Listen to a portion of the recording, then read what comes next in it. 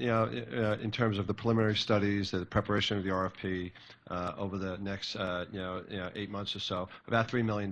So we got 3 partners. It's about $1 million each. Congressman Gary Ackerman has been a big supporter and has gotten us $500,000 already. He's promised to try to get more.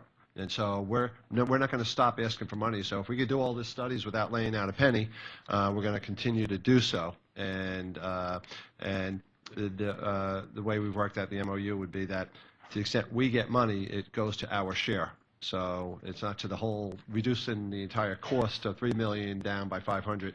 It would be reducing our share by the 500. So we're not going to stop.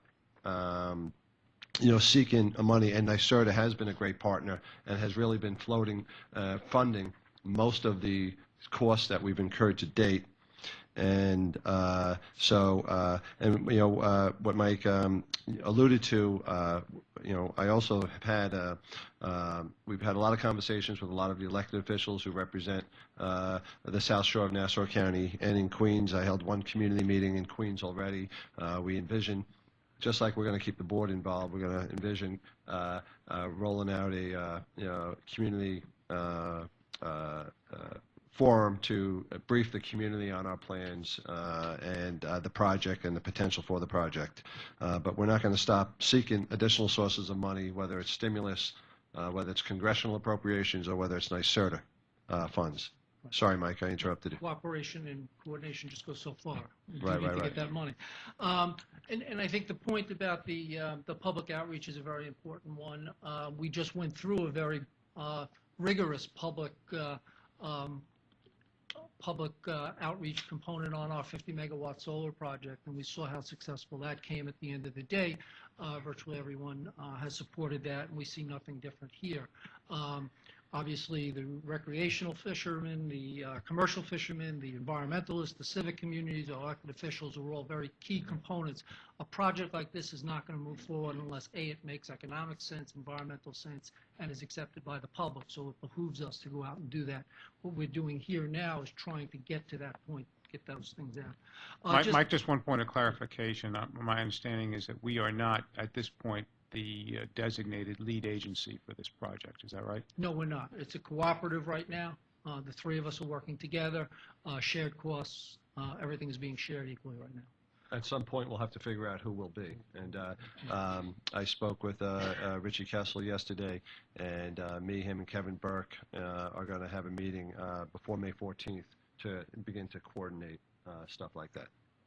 Just as a final point, I mean, this is consistent with our electric resources plan.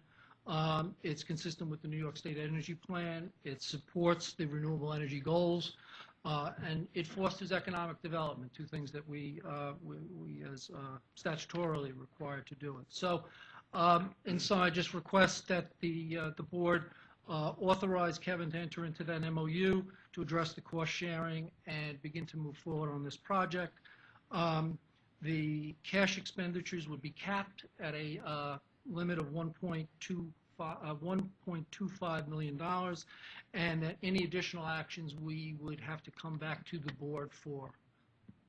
With that, I'll take any questions. Meg, before you start questions, one other point I should have made in the beginning was, when I reached out to Con Ed and then NYPA, I was trying to again bring a business-like approach to this potentially huge project. It could be the largest offshore wind project in the country. Our country hasn't done an offshore wind project yet.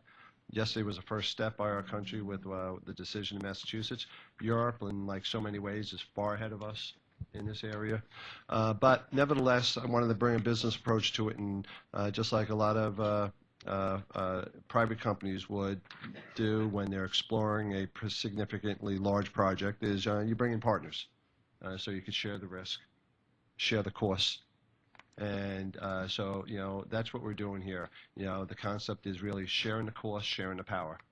And if we could make a project like this make sense, we know we have a lot of environmental homework to do. We know there are going to be concerns from the fishermen and the commercial fishermen and recreational fishermen. We need to address those concerns. We need to address the concerns of the Audubon Society and the avian concerns regarding birds. But you know, and we're going to want to do all that. We need to address the economic concerns that our customers may have regarding, is this going to be too costly? We'll do that. But there are so many neat environmental benefits with a project like this. This is a project that doesn't have to be fed fossil fuels. It doesn't have any emissions, and it's tough to put a price tag on benefits like that as well. And so it's really, it's exciting to explore it. And you may say, well, Kevin, aren't you the guy who shelved the other project, the Jones Beach project? And I feel very confident. Yes, I am, and I feel very comfortable with that decision. I still, as I've often said, I think that project was too small, which made it too expensive, and it was too close, which made it too controversial. And so now we're talking about a project emanates from the Rockaways, 13 miles out, goes east into Nassau County. By the time it ends, it could be as far as 17 miles out. It's large enough. We're looking at potential partners. We're looking at potential changes in federal laws with federal tax credits and production tax credits, a different environment now, a different project.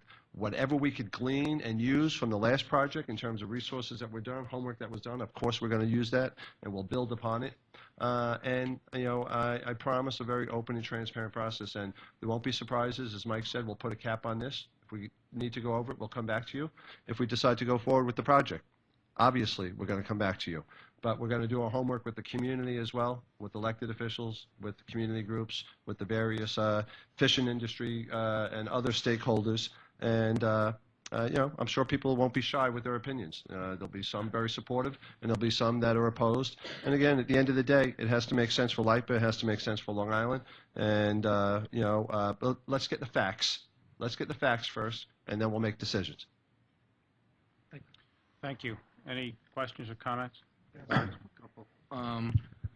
Where are our partners with respect to their approval of the MOU? Are we the first taking an action here, the last? Have they? No, Con Ed has already signed the MOU, and then NIPA is prepared to sign. Richie told me yesterday he'd be signing it. Okay. And, you know, this might be premature, and if it is, you know, just say so, but for the approximate $4 million that I guess the three parties are putting in here, and the 5-year period that this covers, you know, do we have any idea kind of what we will accomplish in that? Is there going to be, are there some milestone benchmark dates that we could kind of start to understand better and understand what we're, you know, in this next 6 months what is it that we might potentially be spending some of this money on, and what would we actually be getting? Well, a couple of things. First, we're going to continue with some of the tabletop studies, the environmental studies. We'll make progress on that. It was our goal to have an RFP on the street by July 1st to get some market intelligence and, you know, test the market. And so, you know, that was a goal, a date for that. Similarly, you know, so we have the July 1st for the RFP. We have the, Mike, what was, we were planning, oh, I'm sorry, the lease with the MMS. That's the big one. Okay. MMS is in charge. They own the bay bottoms outside the state boundaries of the state of New York. They're part of the Department of the Interior. They will issue leases for the bay bottoms. They could do a non-competitive process with public entities. And so LIPA, our jurisdiction, our statutory enabling statute, prohibits us from owning assets outside the state of New York. NIPA does not. So NIPA would be the applicant for the lease for the bay bottoms of this project. And then we would envision that if we decided to go forward with the project, we would envision then subletting that to a developer, and that it would be a private developer who would develop this property. And then we would do a PPA with that entity. And it would be envisioned that the three partners would each buy a third of the energy. And that's where we're sort of going with it. And my last question relates to, I guess, the procurement process of services during this period, since you have two municipal entities and one private shareholder entity. They will have to abide by kind of our being the municipal entity's procurement process through that? Yes, that's how it's been established. Okay. Thank you. So John and then Chris.